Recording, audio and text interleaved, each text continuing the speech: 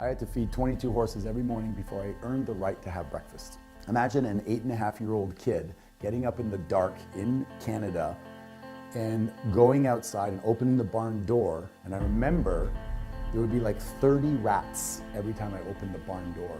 And they would scurry around, and I would hope that none of them would stay around. And one time I went back to the house and I said, "Dad, can you come with me?" And he locked the door and he says, "Go out and do your chores and don't come back until they're done." And it was kind of the beginning of me realizing that I wasn't in a supportive environment. And I learned one thing, and one thing only, is that if I was willing to work hard, then I could get my dad's attention. I remember waking up, I was about 13 or 14 years old, and this was the day my dad had promised me it was gonna be yes.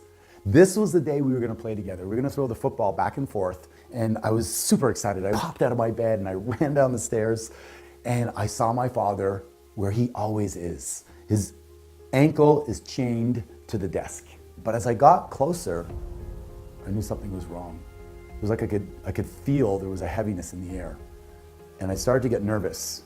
And I went, "Dad?" And he went, "Yes." I went, you ready to go play?" And the weirdest thing happened is he turned, he looked at me, and I felt myself shrinking down. And he stood up, and this shadow cast over me, and he goes, "Do you have any idea what it takes to put food on the table? Do you think that this roof just puts itself there? Money doesn't grow on trees, you know. One day you're gonna have to work hard for money. Now get out and play on your own before I put you to work." And I turned around and I walked out, and I never asked him again to play, ever. I don't have one memory of playing with my dad. Not one. The only way I connected with him was when he was working around the house doing a chore. I'd say, "Dad, can I help you?" And I'd hand him the nails, or I'd hold the measuring tape. It was the only way. Never once. He never came to my hockey games. He dropped me off in the car and stayed in the car. While all the other parents were tying their skates, I was there alone. I would try to score as many goals as I could so I could go in and tell him that I scored the winning goals. So he'd want to come and look, but he never did. I remember winning honors in school for academic achievement, looking out in the crowd, hoping to see my dad, but he was never there. So the only solace I had was to work hard. So I doubled down on that, and I worked hard. And I'd call him out to look at the tasks being done, and invariably it was never good enough. So I doubled down again and worked harder. It didn't feel good at the time, but in life, if you do what is easy, life will be difficult. But if you do what is difficult, life will be easy. I got the difficult part out front, and I got really good at it. By the time I was 14, I saved up enough money to get a scooter. By the time I was 16, I had my first car. By the time I was 17, I thought, you know what? I'm out of here. This sucks. I mean, I could go out and make 4 times the amount of money living on my own, even if I have to pay rent. I don't care. So I moved out. I drove a taxi. I did carpentry. I cut lawns. I washed windows. I did anything that was hard work because that's all I knew. And then my life changed. I got a call from my stepmom, and she said, "Your dad has cancer." So I jumped on a plane and I did everything I could. I took care of the house. He said to me he had some back taxes from Canada that were unpaid. I said, "Yes, I'll pay them for you." I did everything I possibly could. And I remember the day I had to leave to go back to take care of my family. I had a young son at the time, and I had nothing left. And I asked my dad, well, he was probably 98 pounds lying in the bed, and I said, "Dad, can you think of a time when I made you proud?" And I'm thinking to myself, my God, there's a whole bunch. I was almost a millionaire by that time. I had done so many things. I'd risen up, I'd opened a restaurant, I'd learned a new language, I'd done so many things. This was the time he was going to go, "Of course, son, let me read from a list." But instead, he said nothing that I can think of. And I don't know if it broke my spirit or if I thought I had hit rock bottom, I hit another layer. But when I got back home, actually, I was fired from my job. My marriage had fallen apart. I had no money left that I'd paid to support him, so I got evicted from my apartment, and I moved back with my mom at the age of 30.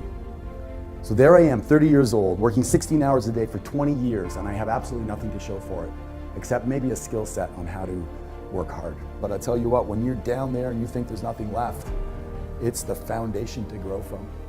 I thought, what am I going to do now? And some little bird mentioned real estate, so I thought I'd get into real estate. I got into real estate, and that's when I met my first mentor that transformed my life. I was in my office one night really late, and I was having a conversation with my mentor, and he walks in and he leans against the door and he goes, "You're still here?" And I said, "Yeah." And he goes, "You really have a great work ethic." And I went, "You talking to me?" He goes, "Yeah, I'm talking to you." He goes, "You're awesome." I'm like, "Are you still talking to me?" It's like I never had anybody tell me that they believed in me. My father certainly was always, "You could do better, you could do better, you could do better." Yeah, it drove me, but it didn't make me feel confident. And I doubted it at first. And we started to talk. And he goes, "Oh, so you've labeled yourself stupid as a loser and a skinny little kid." He goes, "How do you feel about that?" And I said, "I still feel that way." He says, "You're 30 years old." I go, "Yeah, I know, but I still felt that way inside." He says, "Okay, we're gonna change that. Who's an idol that you have?" I said, "Well, one of my favorite is like Clint Eastwood. He's like rugged. I'm kind of rugged. I feel rugged." He goes, "Perfect. How does that feel when you say that?" I said, "That feels pretty good." He goes, "That's it. I want you to say that 1,000 times. 1,000 times every day, or more if you want. Loser out, ruggedly handsome in." So now what we're gonna do is we're gonna reprogram your brain. Your brain is like software. We're just gonna reprogram it. I said, "How do I do that?" He goes, "Just every time you have a chance, say, 'I'm ruggedly handsome, I'm ruggedly handsome.'" He said, "The words that follow I am follow you. You just didn't know it. You had shitty programming. But now we're gonna change that and change that forever." And I remember driving home, I was so excited. I was so excited because I could change my program. I didn't know it. I thought I was stuck that way my whole life. And all I had to do was have the energy to put it into changing the way I see myself.